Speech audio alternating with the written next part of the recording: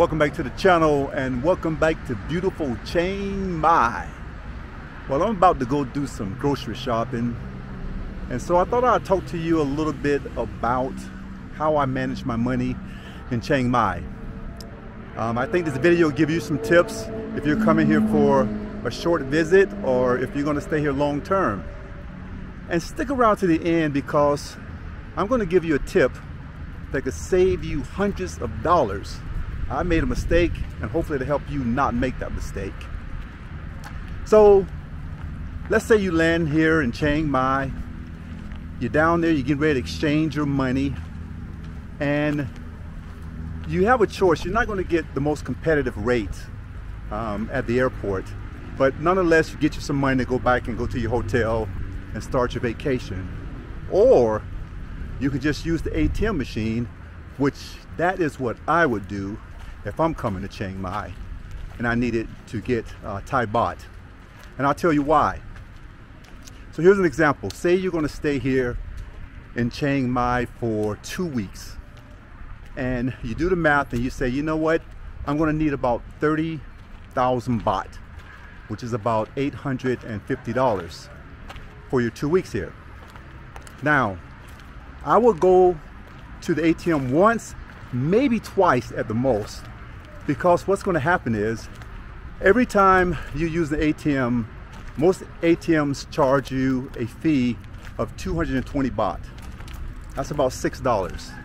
Now, that's not counting what your bank is going to charge you as well. And you can see if you run into the ATM 2 or 3 times a week, that can really add up. So if you can get all your money you're going to need at one shot, then that's what's going to serve you the best, is just to get it all at one time, maybe two, save you some money in the big picture. So now you got all this money, and now what do? The interesting thing is you are not going to be able to drop 1,000 baht note. Some of these bahts, when you go get them out of the machine, they're going to give you 1,000 baht notes. Now, if you go try to use those at a small mom and pop restaurant, or you know, some vendors at the markets, they're not going to have change for that. So what do? Well, Thailand has, I believe this country has more 7-Elevens than any other country in the world. If not, it's pretty close to it. So I would go to a 7-Eleven and I would buy, you know, a drink, a soda, whatever, and that will give you some smaller bills, and you'll be able to go and navigate yourself in the markets there in Chiang Mai, as well as the restaurants, with no problem. So that's the first thing I would do right there. So let's talk about the Thai Baht. So the bills that you're going to see in the Thai Baht, you're going to have your $1,000 bill, you're going to have your 500 baht note, your 100 baht note, your 50, and then your 20 baht note, and then your change comes in 10 baht, 5 baht, and 1 baht. Most of what you're going to be dealing with probably is going to be the 100 baht and the 20 baht for the most part. So there's your Thai Baht right there. And so what I would do next, as far as if you were staying here long term, okay? If you're staying here long term, you figured out your money. Short term, maybe use the ATM, that's going to be your best bet. Long term, how are you going to navigate that? Well, for me, what I do is, before I left the country, I signed up for Wise. It used to be TransferWise. And what that allows me to do is I tied it to my other bank account, which is Charles Schwab. That's where my pension check goes into. And I use the Wise card, the Wise account, to transfer money from my Charles Schwab account into my Bank of Bangkok account. And Charles Schwab gives me the best conversion rate too. And so I'm very happy with that. And my money arrives there in about 2 or 3 days. I've never had a problem with it. And in order to apply for my retirement visa, I had to transfer 800,000 baht into a Thai bank account. I used the Wise service. I transferred the money. It was seamless, without any problems. Now, for you who are coming over here to stay long term, some of you may have fallen in love with your bank. it was your father's bank, it was your grandfather's bank, or your credit union, I'm going to stick with them, that could be a big problem for you. I've personally heard horror stories, and you can go look at some of the expat groups. Your bank may make it difficult for you to transfer money over here. And so you may go to transfer money and there's some kind of problem with it. They want you to do authentication, or they're not able to transfer it over here. So if I was you, I would make sure that I have an international bank like Charles Schwab. I've heard people use Chase. I'm not familiar with Chase, I'm not sure. And so they've served me. But speaking of credit cards, you know, be it a credit card or debit card, make sure you activate your travel notice, because you may get over here and you're not able to use your cards, and now you have a problem there. So make sure you turn on your travel notice. And also, as a safety note, what I also do is I never have all my cards on me at one time. Can you imagine losing your wallet or your purse and all your cards are in one place? So my Charles Schwab card, my Wise card, as well as my credit cards are in different places. So I have backup if something goes bad. Now also, when it comes to your cards, just make sure, I mentioned that they should be activated, but secondly that it's one of those, it's a card that's going to be used over here. Now Visa, MasterCard, those kind of things, you're not going to have a problem. So just check all of that prior to coming over here. Now what I want to share with you, that tip that can save you hundreds of dollars, is a mistake I made.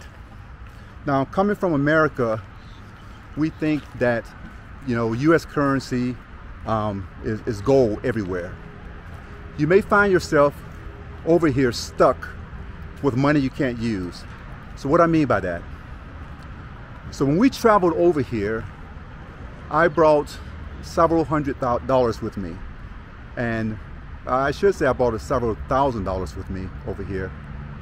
And so I would just in case that I couldn't use the ATM, something went wrong, I wanted to have cash as backup to take to the money exchange. So the few times that I did take money to the money exchange, what I found is this: if any of your money have any kind of markings on it, someone wrote, you know, thank you Lorraine or whatever, any kind of ink markings on there, or if there's any kind of tear, if the money is faded, then they're not going to take it. So you may come over here with hundreds of dollars, and you might not be able to use this money until you get back to America, if you decide to go visit or whatever the case may be. So you're stuck with money, and it's just like paper over here because they're not going to take it. I've even tried to deposit that money in my bank account, and it didn't work.